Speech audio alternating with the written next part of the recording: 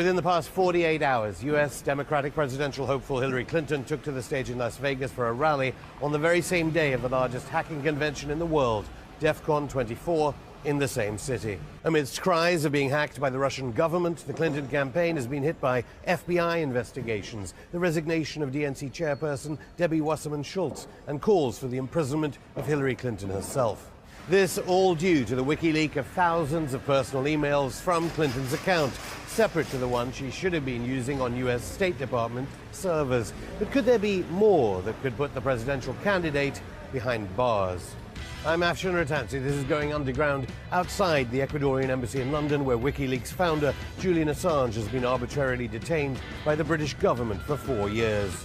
We asked Julian Assange whether he has the email that could put Hillary Clinton in prison and talk about whether the next leak could change the outcome of the US presidential election. That's all coming up in today's special edition of Going Underground. Julian Assange, thanks for agreeing for this interview. Aren't you worried that you're on this channel RT after being accused by Hillary Clinton, basically, of working for the Russian government? We know Russian intelligence agencies hacked into the DNC. WikiLeaks is now publishing all the hacked emails. I don't think WikiLeaks can be constantly worried about PR.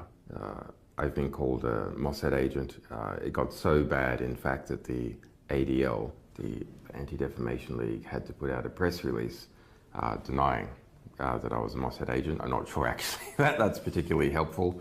A cat torturer, a CIA agent, etc. So it's expected with our publications. Russia has been brought up by Hillary Clinton, most recently, just a few days ago on Fox. So I think it is necessary to address what WikiLeaks feels is its perception of its own publication to the RT audience. Everyone accepts that the emails that we have published, the 20,000 DNC leak emails, are completely accurate. So no one is saying, no, I didn't say that in this email, it's a fabrication, etc. That's accepted. It's not surprising that it's accepted because WikiLeaks has a 10-year publishing record where we have never got it wrong. That's impressive business. It's also why we take a while to publish what we have, because we want to keep that perfect record. Now, given that the real source is known, in this case, it is the DNC, it is Debbie Wasserman Schultz, it is the Louis Miranda, the head of communications. We know they are the original source. So there's quite a difficulty in the Clinton campaign to try and outmaneuver the publication. So the content itself is unquestionable, so instead you have to bring in some other actor. So the actor that they've tried to bring in is the Russian intelligence services. Hillary Clinton just said, we know Russian intelligence agencies hacked into the DNC. We know they arranged for emails to be released. Yeah, so actually she has a slight variant on the we know. I don't think she says emails, I think she says some documents. Because the difference here is that do state actors hack the political organizations of different countries? Does the United States government do it? Absolutely. Of course, it hacks the political parties of many different countries. Does French intelligence, Chinese intelligence, Russian intelligence hack political parties in order to collect intelligence? Yes. Did they hack the DNC? Has at least one state actor hacked the DNC? If you read very carefully, they say it's been hacked many times over the last 2 years. And our sources say that the DNC security is like Swiss cheese. The DNI, the Director of National Intelligence of the United States, several months ago said that both the RNC, the Republicans, and the DNC were being attacked by a range of actors, from philosophical opponents to states engaged in espionage. Now, the head of the DNI, James Clapper, who's responsible for all US intelligence agencies, he's the boss of the CIA.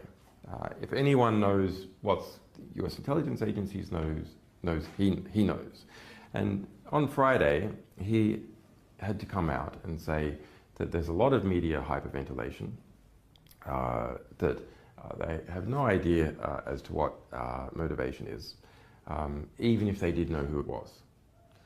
So that's the head of the DNI dampening down ideas that they know who it is.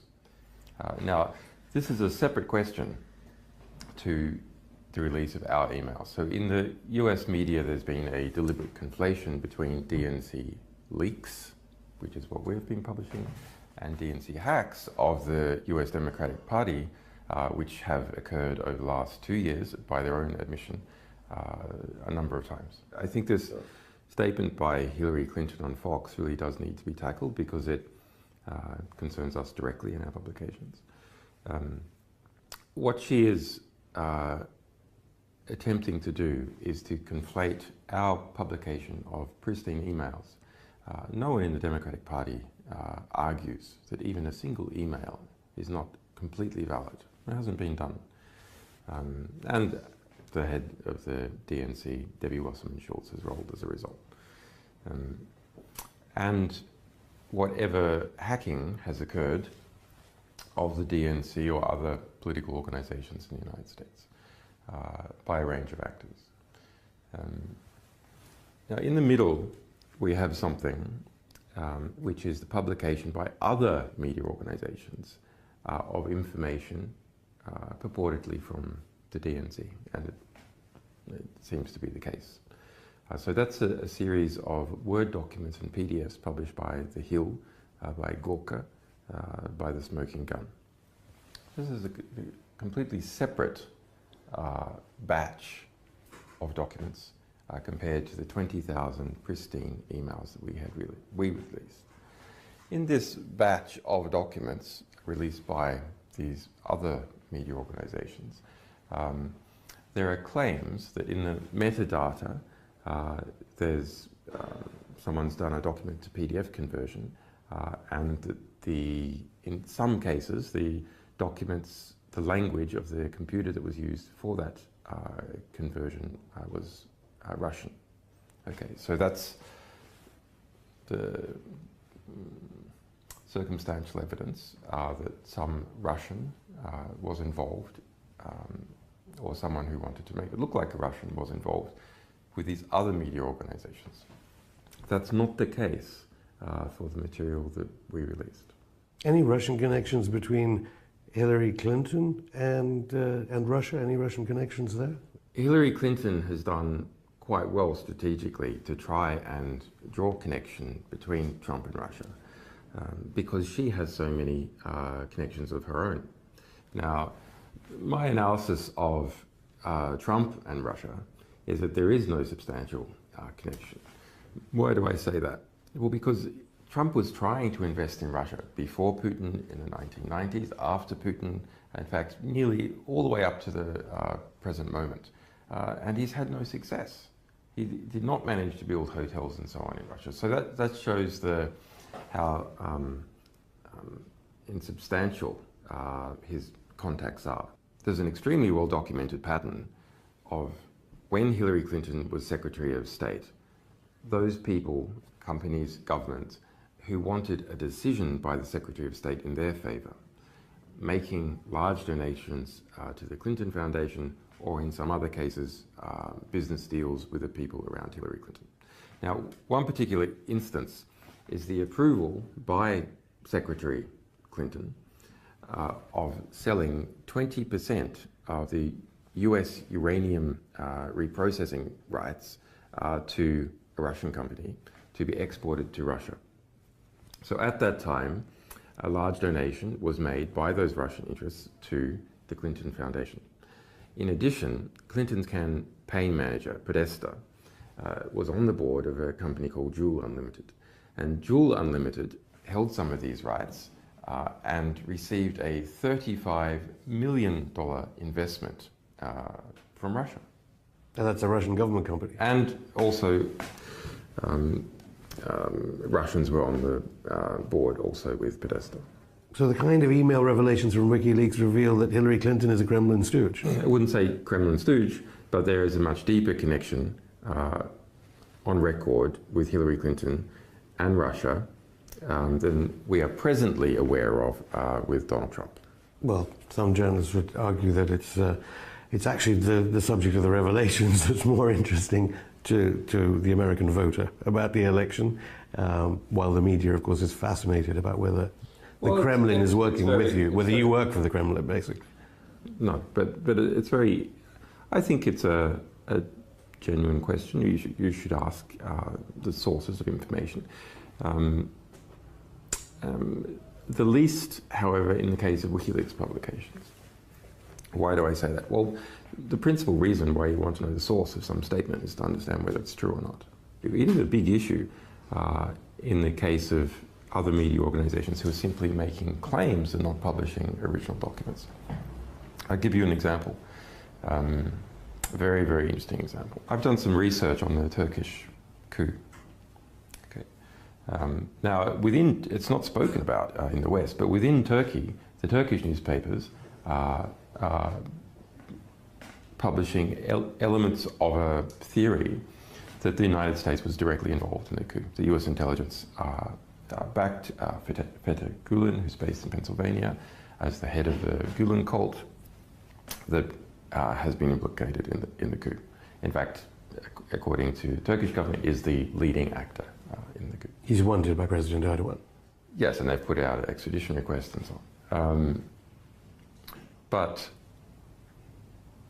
one of the key independent points of evidence, not coming from an interrogation in Turkey where people might have been placed under duress, is that in the middle of the coup, NBC published that Erdogan was on his way to Germany to seek asylum. And they say this was told to them by a US military source. So what the hell is going on there? Because that went all the way around the world and was used to further the chance of the success of the coup within Turkey. Because if the president has fled, then he's lost control. NBC, a close supporter, so Trump supporters would say, of Hillary Clinton. So would a Hillary Clinton presidency endanger the NATO alliance and the ability to store American nuclear weapons at Incirlik Air Base and use it as a base to bomb Iraq and Syria under Hillary Clinton? Well, I think either government is potentially a problem because of, I mean, that coup was in Turkey very serious business. Hundreds of people have died. About 100,000 people have been fired or arrested in the post-coup purge, opportunistically in some cases of political enemies of Erdogan, in other cases trying to purge the society of the Gulen movement. Because the Clinton Foundation's major donors include members of the Gulen movement that Erdogan says were responsible for the attempted coup d'etat. Right, so I mean, Erdogan's going to look at that and treat Clinton suspiciously. But I mean, you know, regardless of who becomes president of the United States, you have an extremely large bureaucracy, intelligence bureaucracy, that has its own mind in things. So he's going to look, unless Trump is elected and engages in a significant purge of the CIA, for example, I think Erdogan will continue to view it very suspiciously, especially as long as we've got Fethullah Gulen being protected in Pennsylvania. Julian Assange, thanks. We'll have more from Julian just after this break.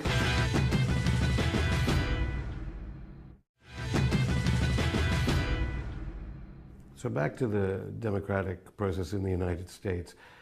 Basically, the first batch you released showed, and obviously we did have, at least you've got to admire Wasserman Schultz for resigning very quickly after your emails were released, after the WikiLeaks publication. There was a dirty tricks campaign against Bernie Sanders, so Democratic primary voters didn't really understand what was going on during that process? So go back. Hillary loses the election. He loses the primary process against Obama. At that point, Tim Kaine was the head of the DNC, the Democratic National Committee. Debbie Wasserman Schultz was Hillary Clinton's campaign manager. So then some kind of deal is done whereby Debbie Wasserman Schultz becomes the head of the DNC and Tim Kaine steps down.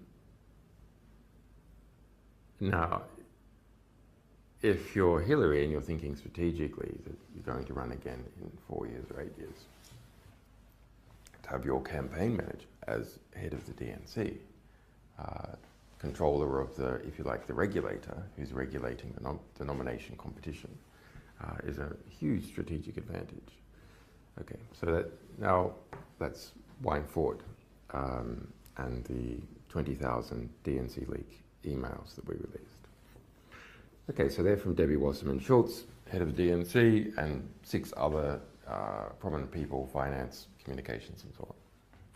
And so what they show is that within the DNC, there was a unity of the most senior people, including Debbie Wasserman Schultz, to act against Bernie Sanders in the nomination process and for Hillary Clinton.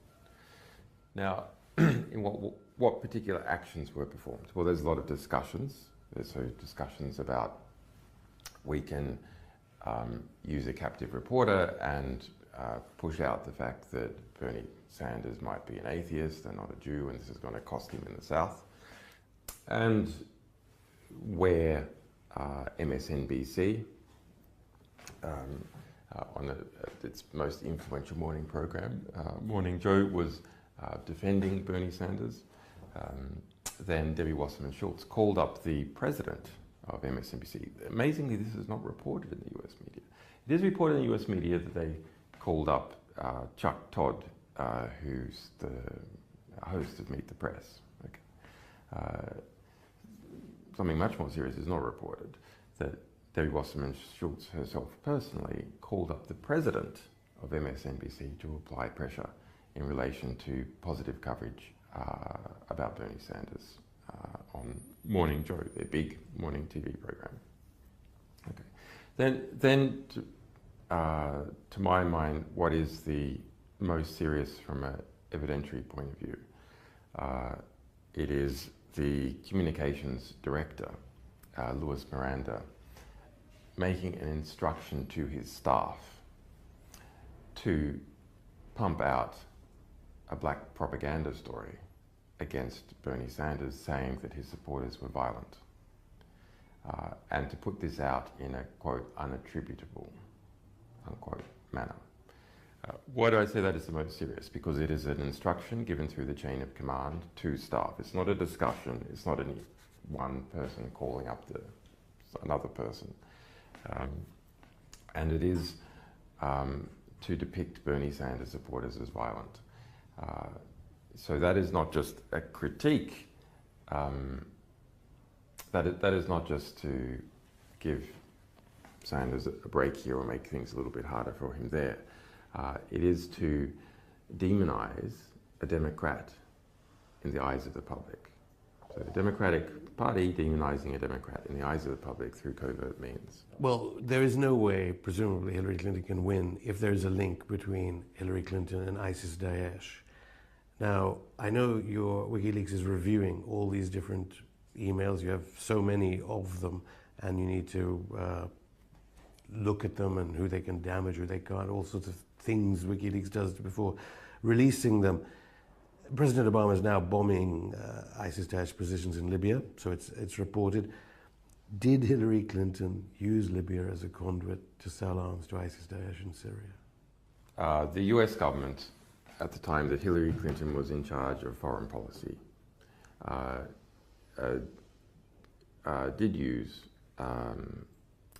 Libya as a conduit to get arms to jihadists in Syria. That's well established, not just by a range of our materials, but by the investigative work of Cy Hirsch and a variety of other investigative reporters in the United States. Some of those even published in the New York Times. And any of the emails, I mean, you have mentioned that Libya comes up in so many of the emails that you've been releasing. As regards Hillary Clinton as Secretary of State. In the batch of 32,000 emails we released a few months back, there are 1,700 in relation to Libya. So it, including, I suppose that the most useful one is, which is colloquially referred to as Hillary Clinton's Libya brag sheet. So she was documenting all the ways in which she led the invasion of Libya in a political and, to a degree, an organizational sense. So pushing it within the US government, bringing in the European partners, etc., etc. Okay. Even going there herself personally. Anything to add to reports that, according to the French papers, the big French industrial conglomerate Lafarge, which has been donating money to the Clinton Foundation, and has got the reports in the French press were it was it was relating funds with ISIS-Daesh. Any information, any emails that connect up Hillary Clinton to ISIS-Daesh through Lafarge? Well, most of this work was done by Le Monde, so that's the New York Times equivalent of France. And so what they show is that Lafarge, which is a giant, amongst other things, a giant concrete company, transnational concrete company, was involved in Syria. There's, interestingly, more than 350 Lafarge-related emails in our Syria emails release. So that's 2 million emails that we published about Syria, including the personal emails of the President Bashar al-Assad. And so the investigation by Le Monde reveals that they paid ISIS-Daesh money, taxes, if you will, for their operations in certain areas. Yeah, they engage in a variety of business deals. Donor to Clinton Foundation.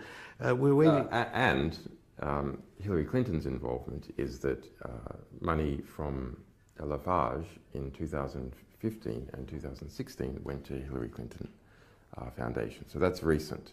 Now you ask, well, why let's go to Hillary Clinton Foundation? Actually, there's a long-term relationship between Lafarge and Hillary Clinton.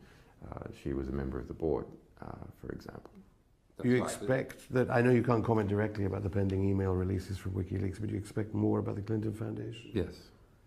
I have to also get to Yemen, because Saudi Arabia does crop up in some of the emails you've already released. 20 million people now facing humanitarian disaster.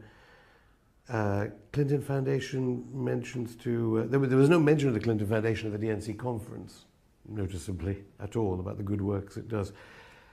Do you think part of it is that connection to Saudi Arabia, let alone the 28 pages connection of 9/11 to Saudi Arabia?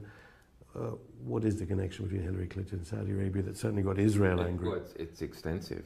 I mean, the relationships between Hillary Clinton and Saudi Arabia, between the Clinton Foundation and Saudi Arabia. Saudi Arabia is probably the largest single donor to the Clinton Foundation.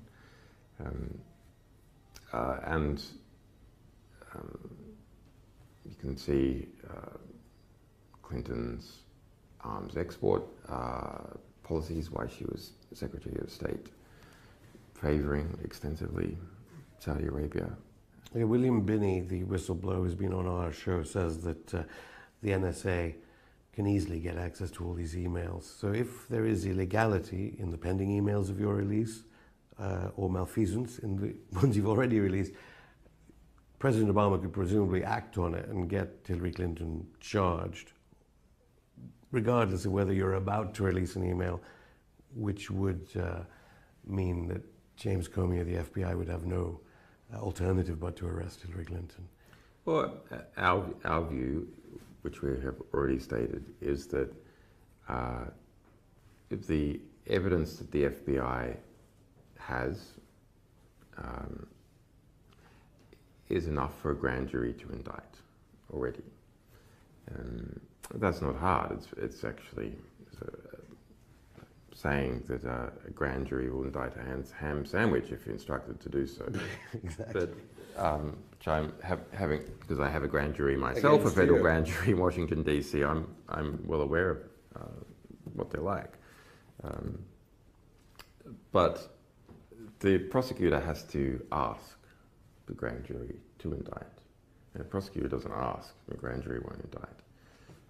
So that's the basic problem. Do you believe she can win, given the emails you've so far not Can she win the election? That's an interesting question. I wouldn't be willing to say so far. And just one last question, away from the US presidential elections. It's 5 years since Mark Duggan was shot to death by British police. Of course, Black Lives Matter in the United States has come to the fore partly because of evidence gained via technology, mobile phone footage. What message would you have for Black Lives Matter, both in the United States and here in Britain? Well, it's transparency. I mean, the transparency in relation to DNC leak, which took the head of Debbie Wasserman Schultz, head of the Democratic Party, that came from us presenting to the public pristine, original documentation of what people were doing. And the Black Lives Matter movement has come up, yes, by hard work for activists, but the core of what is driving it is footage that is undeniable, that everyone, it's not a matter of do you believe the police, do you believe the friends of the person who was shot, the witnesses. No, there's undeniable footage of exactly what has occurred, and that is not only stimulating parts of the black community. I think the black community has understood this for all too long, actually. But it's stimulating enormous acceptance and sympathy outside the black community because their argument is proven. Julian Assange, thank you. You're welcome.